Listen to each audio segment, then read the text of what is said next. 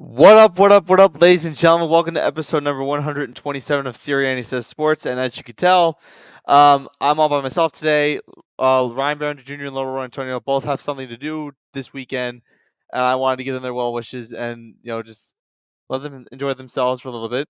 But don't worry, we got me, and as long as I have me, the show will be great. So, anyways, I'm Matt Siriani, and oh my God, I'm in a hot pickle right now. We're talking with my football team, the Giants. But we're gonna have a fun show tonight. We're gonna talk about the Giants' latest additions. They made a couple acquisitions over the last 24 hours. We're gonna talk about the running back position and the controversial payment that they're not getting, because a bunch of running backs did not get extensions for their contracts. We're gonna discuss that. We got my NFC and AFC North division predictions, which is always gonna be a fun thing to discuss here. I love division predictions. It's the best part. It just lets me know that football season is around the corner, and I can't wait for it. And then we got to discuss the New York Yankees being in last place. It's dreadful. It's kind of an unexpected, and what they could possibly end up doing at the season's conclusion. And then picks off the late slate, and then that's it. So let's jump right into it. So we're going to discuss the running back position. So for those of you who are unaware, the running back position has suffered a bit of a hit over the last couple of days. Saquon Barkley and the New York Giants did not come to a long-term extension. Saquon Barkley was franchise tagged after they gave Daniel Jones the long-term contract of 4 years, $160 million. They gave Daniel Jones a $40 million a year essentially, and they gave Saquon Barkley the franchise tag, which for running backs, the franchise tag is worth $10.2 million or something really low. 10.1, $10.2 million. That's not great. And it wasn't just him that didn't get to a long-term extension. It was also Josh Jacobs and the Las Vegas Raiders and Tony Pollard and the Dallas Cowboys. All did not get an extension done at the deadline, which was July 17th, which was this past Monday. There were a lot of people in the media and a couple NFL running backs that were obviously very, very upset that running backs were not getting their dues, because obviously running backs are pretty much not getting the attention they deserve. And this is sad because the running back position as a whole is just very, very important in the passing game, running game, to run a whole offense. And running backs can also be locker room leaders. I know running backs take a punishment whenever they touch the football, but they're highly valued in skill set and winning football games and running an offense and making sure it operates well. Um, And it's a shame because you look at Saquon. If you look at what Saquon Barkley did last year, Saquon Barkley was the heart and soul of that Giants offense. I know people are going to say, well, Daniel Jones improved significantly last year. He did, but if it weren't for Saquon, they wouldn't win 9 games and a playoff game last year. Josh Jacobs led the league in rushing last year for the Las Vegas Raiders. Now, yeah, the Raiders didn't do anything. They didn't make it to the postseason, but they ultimately did have the league's leading rusher, which is important. And then Tony Pollard is just one of the best runners in football. And it stinks that these three talented young men did not get their dues simply because of the skill set that they all have, what they do for their football team, the value that they have for their football team. It just shows a lack of urgency to keep your star players.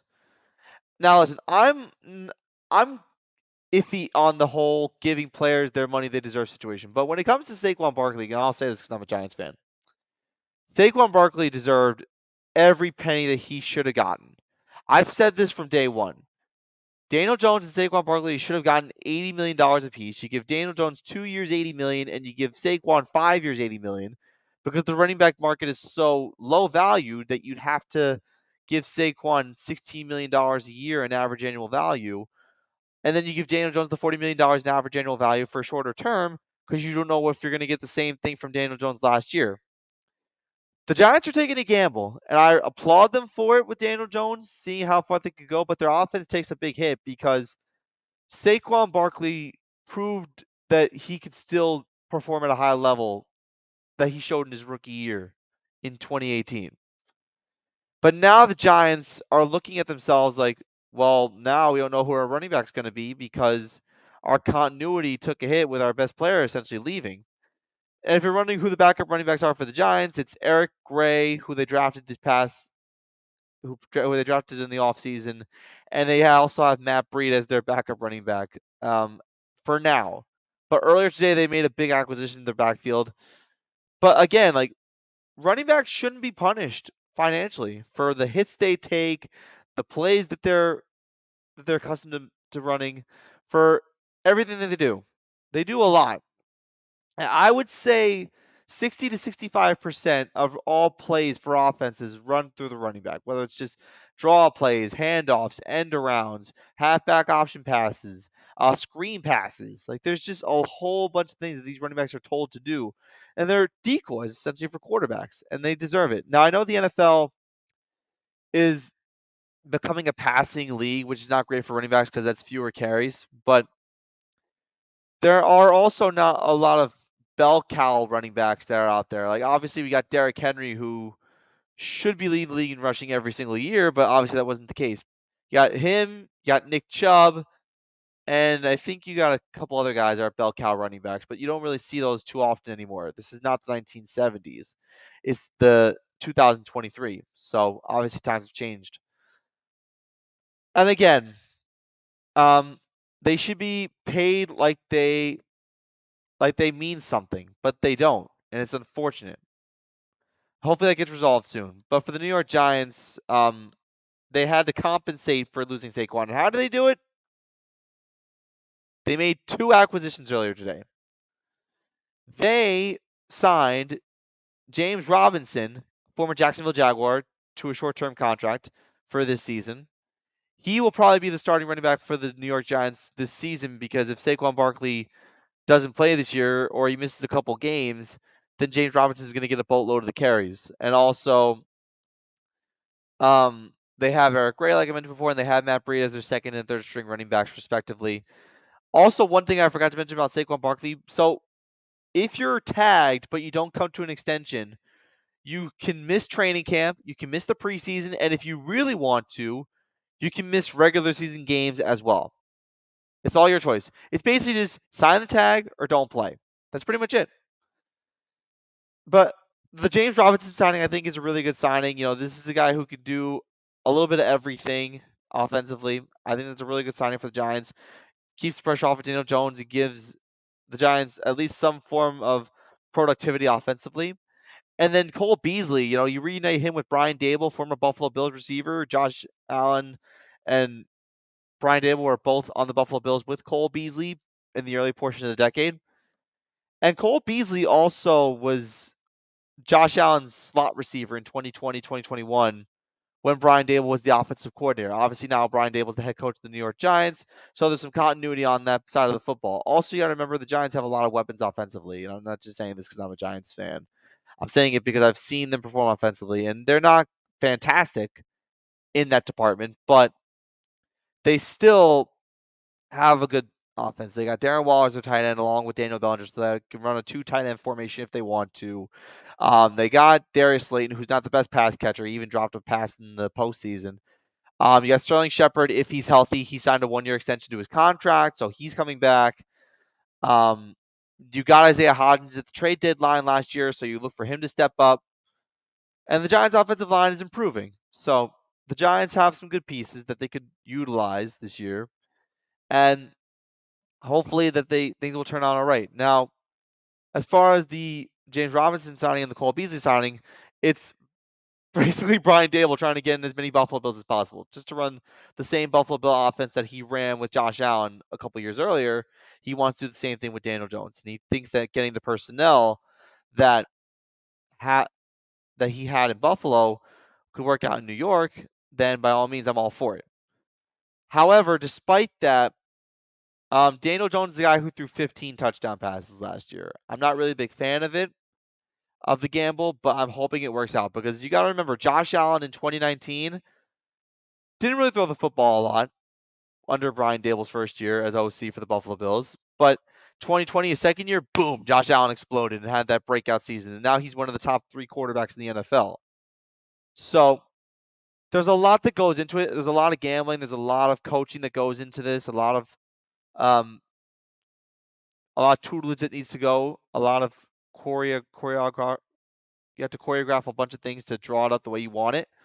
But ultimately, I hope Daniel Jones pans out. And now it's time for the AFC NFC North Division predictions, ladies and gentlemen. This is my favorite segment in all of Siriani Sports because it just lets me know that football season is just around the corner, and I can't wait for it. Um, Also, there's going to be updates in a later episode for the Siriani Sports Fantasy League and the draft order. Ryan Barron Jr. is the commissioner this year, so we'll let you know more updates on that. But anyway, time for the AFC NFC North Division predictions. I love this segment. We're going to start off with the AFC North because this division was a little bit easier for me to predict than the NFC North. Actually, the AFC North was harder than the NFC North, but I'm going to start with the AFC North first. So, the way this goes is I go from last place to first place, and I have to explain why for each team and why I have them in that position. Without further ado, let's go. AFC North, last place. I picked the Pittsburgh Steelers. I think the streak comes to an end. The Steelers have not had a losing season. The last time they had a losing season was back in 2006, so it's been over a decade and a half since Pittsburgh Steelers had a losing record. But I think it ends here. I love Mike Tomlin. I think he's a great coach and a great locker room guy. But the Pittsburgh Steelers just don't have the personnel offensively or defensively. They're getting older. A lot of the vets are not performing at a high level. TJ Watt is the best player they have, and he's in the middle of his career. You got a lot of guys who are veterans or no names that just you don't know about them. And also Kenny Pickett, I know is entering his second year. He did pretty good in the relief role for Mitchell Trubisky, which that was a miracle that the Pittsburgh Steelers even had a winning season last year to begin with. But um, yeah, I'm just not feeling it for the Pittsburgh Steelers because I think the three teams that are ahead of them got better in some way, shape, or form. The Pittsburgh Steelers did not. So that's why I have the Pittsburgh Steelers in last place. In third place, I got the Cleveland Browns. Now, the reason why I had the Cleveland Browns ahead of the Pittsburgh Steelers is because Deshaun Watson is going to be back on his A game again. I sincerely believe that. And the reason why is because 2020 Deshaun Watson was arguably the best Deshaun Watson we've seen. And it took him a while to get back to form in 2022, and he obviously missed all of 2021 because of off the field scandals. But ultimately, the Browns have a really good offense. They have Nick Chubb, they have Amari Cooper, they have David Njoku. They have a lot of good offensive weapons that they can utilize. And I like Kevin Stefanski a lot. I just think that this New York Giants or Cleveland Browns team has to be consistent. And if they can reach that level of consistency offensively, I think they're going to be really good. I don't think they're going to be a first place team because I already have a team in first place in mind. But if Deshaun Watson can slowly get back to the Deshaun Watson he was a few years beforehand, like in 2020, 2019 form, then this Cleveland Browns team will be good in the future, but just not this year. Then, second place, I got the Baltimore Ravens. The Baltimore Ravens, as good as they are, and I know Lamar Jackson got paid, and I know they signed Odell Beckham Jr. in the offseason, and I know they drafted Zay Flowers in the first round. I'm not really too sure about Lamar Jackson's passing mechanics. I know they got Todd Monken from Georgia, who's a really good offensive mind, who made Stetson Bennett in the Georgia offense really explosive. I'm just not too sure if Lamar Jackson can work with this offense. And Lamar Jackson's been up and down since his MVP season. He had a phenomenal 2019 season where he actually was second in passing yards and second in passing touchdowns, but I still wasn't too high on Lamar Jackson's game last year. I wasn't high on his game the year before. And one of the key things for the Baltimore Ravens that they got to also do is Lamar Jackson's got to stay healthy. All their stars have to stay healthy. Like Ronnie Stanley has to stay healthy on the offensive line. Lamar Jackson's got to stay healthy, or else Tyler Huntley's going to come in again and take the job from him and finish off the season, which the Ravens don't want, especially because you just paid Lamar Jackson a boatload of money. Marlon Humphrey has got to stay healthy. Marcus Peters has got to stay healthy in the secondary because that Ravens secondary without those two guys were just really pitiful. And also, Odell Beckham Jr. has to stay healthy. He hasn't played a football in all of 2022. And Zay Flowers is a rookie. We don't know how he's going to be. First year receivers usually struggle sometimes unless there's a rare occasion where that doesn't happen. So I'm going to say the Ravens are in second place, and obviously first place I got to go with Joe Burrow and the Cincinnati Bengals because Joe Burrow is just that guy. He is just phenomenal. The Bengals upgraded their offensive line by getting Orlando Brown Jr., which I thought was a massive addition to their offensive line. The defense could be better, but I think their defense is good enough to win them football games. I also like Jamar Chase and T. Higgins and Tyler Boyd. They have Joe Mixon. They restructured Joe Mixon's contract actually for a future payment for Jamar Chase and Joe Burrow. Long-term contracts are going to come up soon for those two gentlemen. Um, I'm really sold on this Bengals team, and I think that they're AFC contenders, not just division contenders, they're AFC contenders. And that's a big thing for me to say because the AFC is just so loaded, it's not even funny. It's actually kind of amazing how good that conference is from top to bottom. But yeah, so to recap my standings, I have the Bengals, the Ravens, the Browns, and the Steelers in first, second, third, fourth place in the AFC North. Now for the NFC North. This division was a little bit easier for me. If you've heard me on Talking Sports with Loro and Matt, and if you've heard me on Siriani Says Sports, you know how I feel about my NFC North predictions by now, and I'm going to stand by them this year. So, last place, I got the Chicago Bears. I want to see Justin Fields progress and get better.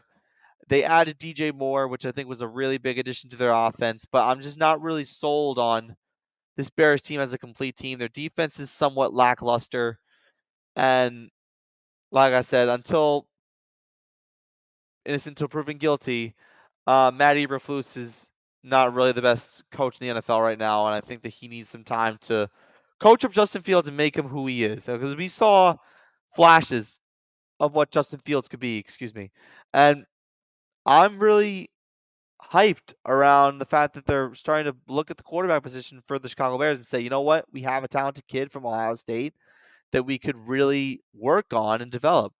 But Fields had to run for his life a lot last year. And until we see results on the field and maybe DJ Moore and Darnell Mooney could help out and also Chase Claypool. You got three good receivers on the Chicago Bears offense, but they lost David Montgomery. They have Khalil Herbert in the backfield, but I don't know. Compared to the other teams in that division, I just don't see the Chicago Bears progressing and doing well in that division. I think they're going to finish in last place. Third place, I got the Minnesota Vikings. This Vikings team last year was just lucky in every way, shape, or form. I mean, 11-0 in one-score games in the regular season. That's just amazing. They were a 13-4 football team last year. They won 11 of their 13 games by one score in the regular season. You do the math, that's pretty much 85% of the games they won by 1 point or by one score or less. Um, that's kind of crazy when you think about it. Up, unfortunately for them, they didn't win the playoff game against the Giants. They lost by one score. So take that, Viking fans. Anyway, um, this Viking team, they lost Dalvin Cook, Justin Jefferson. Yeah, he's the best receiver, but Kirk Cousins has up and down, up and down, up and down written all over him. He'll have one great year and then he'll have one mediocre year, then one great year, then one mediocre year, then one great year, then one mediocre year. It's the same pattern with the Minnesota Vikings. Also, they added Jordan Addison. I get it. It's good. But like losing Dalvin Cook is big. Their defense is still lackluster. I'm not really too hyped around Kevin O'Connell as their head coach. The offensive line could be better. I'm not really sold on that either. Like I said, this is a Viking team that got lucky last year a lot. They're not going to be so lucky this year. Second place, I got the Green Bay Packers, and my colleague Lauro Antonio thinks otherwise. You got to give Jordan Love some time. He obviously did not start a lot of games while Aaron Rodgers was winning MVP awards, and while they have Christian Watson, and I know the backs are going to be the main focus of the Packers this season, look out for Aaron Jones and AJ Dillon. Jordan Love has to take over on his own, and he can't quite do that yet. And if you look at the pattern between these Green Bay quarterbacks, Brett Favre sat on the bench for a few games, came in as the starter, didn't do well his first year, boom, second year he exploded. Aaron Rodgers sat behind Brett Favre for 3 years. 2008 gets a starting gig in Green Bay. First year didn't go so hot. Boom, 2 years later wins the Super Bowl, and then the year before that he took them to the playoffs in a shootout with the Arizona Cardinals back in 2009. And Jordan Love, it's going to be the same thing. First year, I'm not expecting massive results, but maybe first year he can shock some people and show off what he could do. But again, there's still like a lot that needs to be said about Jordan Love on the field that until I can get some sort of stance on where he really is as a passer and as a quarterback and as a leader. And yeah, you have Christian Watson as your top receiver, but you lost Alan Lazard in free agency. Your defense is not spectacular, but I just think that, and they also kept a lot of their guys on the offensive line, which is a good thing. So continuity is not a problem. Well, continuity is a bit of a problem when you don't have Aaron Rodgers with you. But this Green Bay Packers team, I like them in the future, but not this season because the Detroit Lions are winning first place. And fun fact, the Detroit Lions have not won a division title since 1993. It's been 30 years. 30 long years since the Detroit Lions won a division title. I think that ends now. And the last time they won a division title was back when it was called the NFC Central. But I digress. The Lions struggled in the first half of last year, but second half of the year they got things going. I love Jared Goff as a game manager. They may have lost DeAndre Swift and Jamal Williams, which was a big piece of their offense, but they got David Montgomery and they drafted Jameer Gibbs out of Alabama in the first round. So I like those picks, are sneaky good picks. Aiden Hutchinson took over second half of the year for the Detroit Lions in 2022. I love this offensive line. I love Amon-Ra St. Brown. And I love Dan Campbell. I think Dan Campbell is one of the up and coming coaches in the National Football League. So the Detroit Lions are poised for success this year. I think they're going to struggle week 1 against the Kansas City Chiefs, but if they can shock some people and make that game closer than expected, I think the Detroit Lions are going to win maybe 10, 11 games this year. I'm very confident that they're going to be well. They're going to play really well. Plus, you're also going to look at the NFC as a whole is not that good of a conference. So you take those things into account, it all adds up to the Detroit Lions being in first place in the NFC North. So I got Lions, Packers, Vikings, Bears in my NFC North predictions. So those are my Northern predictions. On the next show, which is either going to be next week or the week after that, we're doing Siriani Says Sports on a bi-weekly basis for the most part. We'll do the Northern predictions for Loro and Ryan, and then we'll do the Western predictions for the Western divisions. So that should be fun. Now we're going to get into some baseball. So the New York Yankees, as you can tell by the title, they are in last place for the first time this deep into the season since 1990. 33 years. Now, the amazing part is the Yankees have a winning record, but the problem is the Yankees are just not playing well. Without Aaron Judge, they're just bipolar. They have games where they score a bunch of runs, and then there are games where their offense can do little. And it's embarrassing because this was a team that started off 56-20 in the front half of last season, but then they went 500 down the stretch in the regular season in 2022. And obviously, you lose the heart and soul of that team and your captain, Aaron Judge. It's just a massive problem. And another problem that the Yankees have is that managing is just not good. The pitching and bullpen have dropped the ball on multiple occasions. So it's not looking good in the Bronx. And I'm shocked that Aaron Boone got that extension to his contract because he clearly showed that he has no right to manage his team in any way, shape, or form. And the Yankees just keep disintegrating in the playoff race with every passing week that goes by. They lose 2 out of 3 to the Rockies. They lose 2 out of 3 to the Cubs. They got swept by the Angels. Like, that's all not good. And I know there are these Shohei Ohtani rumors at the trade deadline. The Angels are going to sell Shohei Ohtani away. If anything, the Angels are looking to compete for that wild card spot to keep Shohei Ohtani in Los Angeles, but not with the Dodgers, but with the Angels. Um, Again, this is just embarrassing for America's baseball team. And I don't think things are going to get better. I don't know if Aaron Judge is going to come back. Carlos Rodon has been struggling. A lot of the guys who bat are struggling, and I just don't see things getting better. There really aren't too many positives. I mean, Volpe started off hot, but he's cooled off a lot. Um, I would love for us to call up Jason Dominguez, but I don't think the Yankees are going to.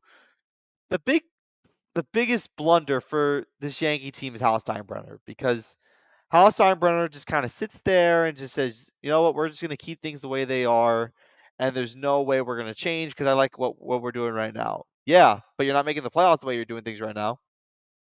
If you're just going to sit on your butt and say, well, when Aaron Judge comes back, we're going to be back in the playoff hunt. Uh-uh. It's all about that next man up mentality, and the Yankees just don't have that. They're lifeless at times. They just let things happen, and they don't progress. They don't weather the storm. They don't do anything that keeps them afloat at all. And it's a problem. But the Yankees have a 3-game series with the Kansas City Royals today. That game had the first pitch 15 minutes ago, and it's just a problem. I mean, I don't know what the Yankees could do at the trade deadline. I really don't see anything else that they could do to improve themselves. As long as Hal Steinbrenner's around, like, it's just a mess. If George Steinbrenner were around, and George Steinbrenner is probably rolling in his grave as we speak, this Yankee team would have a different complexion. Aaron Boone would be fired by now, the whole 9 yards. Like, it's just a mess. But yeah, you hate to see it. Now, my expectations for the Yankees is they finished in last place in the division for the first time since 1990, and they have a losing season for the first time since 1992. That will convince Hal Steinbrenner and management to say, wow, we did something we haven't done in a long time. We need to wake up, because that's what the Yankees need to do. They need to wake up, and they need something to do to kick them in the rear and say, you know what? Enough's enough. Like a last place finish and a losing record, definitely good ways to get you out of the slump, and definitely ways to get you to wake up, because they're not aggressive anymore. And Brian Cashman has lost his touch. It's just a mess. And I know Aaron Boone can't get fired because he signed the extension, but it's just a mess. It's a real big mess, and I'm not happy about it. And that's pretty much how it's going to go here. Now, before we get to our sponsors, this show's going by really quick. We're going to do our picks based on the late slate, and if you want a Yankee update, bottom of the second inning, Frenchie Cordero hit a solo shot home run. It's 1-0 Yanks in the bottom of the second. We are going to do picks on the late slate, which means that every game that is not on right now, we're going to pick them based on the following: the runs, under and over, the spread, or the money line rather, the money line, the runs over and under, and just a total, I guess. So that's how it's going to work. So we're going to start off by giving you some score updates first before we even jump into this. Yanks are up 1-0 in the bottom of the second inning, like I said. Padres on Tigers. Top of the third, Padres up 5-0. Rockies and Marlins. Rockies are up 5-0 over the Marlins. Top of the third. Critical battle between the Orioles and Rays for first place in the AL East. Rays are up 1-0 in top of the fourth inning. Nationals and Giants. Nationals up 2-1, end of the first inning. Red Sox and Mets. Bottom first inning, man on first for the Boston Red Sox, no score. Guardians and Phillies. 2-0 Guardians, bottom of the first inning. And then Diamondbacks and Reds. 1-1 score, bottom of the first inning. Now let's get to our picks. So, we got the Dodgers and Rangers at 8:05 p.m. And here's the scoop. So the line is the Texas Rangers minus 130, and the over-under is 9.5 runs. And if you want more context on what we do here, it's we gotta get the pitching matchup. It's Tony Gonsolin versus Andrew Heaney. Damn, this is a tough one. Tony Gonsolin's had a really good season. A 3.72 ERA, 5.3 record. Andrew Heaney 6-6, 4.43 ERA. This is a Rangers team that's batting 274 all season long, and that's number one in the majors. So this Rangers team can really put up runs, and they can really hit the ball really well. Just shows how much they've benefited from this new era. You know what? I think Tony Gonsolin's due for a loss. I'm gonna say the Texas Rangers win this one. So I'm going to take the Texas Rangers minus 130, especially because it's in Texas. The over-under, I gotta go over. A lot of Ranger games go over, so I'm gonna go over 9.5 runs. And then, like I said, I have the Rangers winning it all, winning it this game. So there you go. Next up, we have the Atlanta Braves versus the Milwaukee Brewers. The Braves money line is -120, and the over/under again 9.5 runs. And the matchup is Michael Soroka versus Freddie Peralta. This matchup is a little bit interesting because the Braves are the best team in baseball, but they've had a little bit of a skid recently. So the Braves have the second best batting average in baseball. They're 5 points behind the Rangers for that top spot. But the Braves play really well. The Brewers are looking to win first place in the NL Central. So this is a matchup of two first place teams. I like the Braves in this matchup a lot. I think they're gonna score. I think they're gonna score like 5 or 6 runs. I think the Brewers are gonna score 2. So I'm gonna go under 9.5 runs, and I'm going to go with the Braves money line -120, even though this game's in Milwaukee. All right. Next. All right. Next up, we have the Chicago White Sox at the Minnesota Twins. Twins -155 over under 8 runs. And the pitching matchup is Lance Lynn versus Joe Ryan. So the win-loss records for both these pitchers are flipped. Lance Lynn is 6-8 this season, 6.06 ERA. That's not great. And then Joe Ryan of the Twins is 8-6, 3.77 ERA.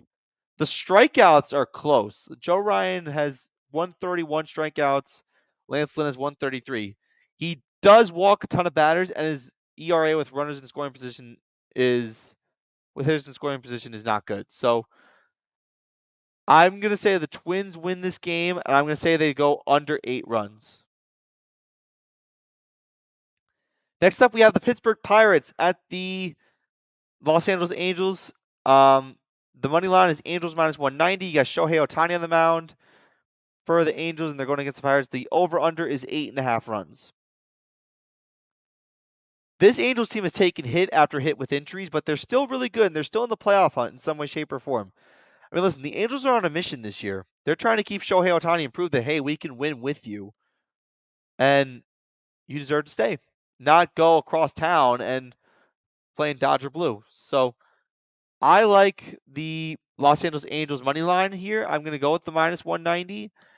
And as far as the under and over is concerned, I think Shohei Ohtani is due to have a gem. So I'm going to say under 8.5 runs. Next up, we got the Next up, we got the Astros and the Athletics. This is in Oakland, where fans unfortunately don't care anymore because it's all said and done that they're going to be moving to Vegas soon. The money line, this is why I said, oh God. The money line is Astros -250, and the over/under is 7.5 runs. Yeah, Framber Valdez on the mound going up against JP Sears. My goodness gracious. If I'm not mistaken, I think JP Sears actually leads the league in ERA this season. Am I correct? No, he's top 5, but Clayton Kershaw has 2.55, and then Shane McClanahan has 2.56. But yeah, Framber Valdez is 5th in ERA. He's due to start tonight for the Houston Astros. The Astros are in pursuit of a playoff spot, and they're pushing hard for it. So we'll see what they can do. But this is a gimme game. This is an easy game. Give me the Astros -250, and give me the. You know what? Give me the under. I don't think the Astros are going to blow up the scoreboard on the Oakland Athletics in Oakland, but I'm going to say the Astros score 6. I think it's going to be a 6-0 ball game. So I'll take the Astros -250 and under 7.5. And then last but certainly not least, we got the Toronto Blue Jays versus the Seattle Mariners in Seattle. Mariners -115 over under 8 runs. And it's going to be Yusei Kikuchi versus Bryce Miller. These are two good teams. I like the Mariners a lot. They're starting to crawl from the ashes that they were in early in the season. So that's good for the Mariners. They're a 500 team right now. It's a West Coast game, so it's 10 p.m. Toronto has their ups and downs. I'm not really big with Yusei Kikuchi. I think he has a lot more negatives than positives. So I'm going to say that Yusei Kikuchi loses it for the Blue Jays this game. But I also want to say that the Mariners are not going to score a ton of runs. So I'm going to go under, and I'm going to take the Mariners minus 115. So that's the money line, and that's the under over. And would you look at that? I mean, we're only 36 minutes in, but that's it for the show. That's pretty much the agenda for today. If we had Laurel and Ryan, it would be an hour, but that's pretty much it. So we're going to give a shout out to our sponsors in just a second. Let me just pull up everything that we have here. Sponsors, sponsors, sponsors, sponsors, sponsors, sponsors.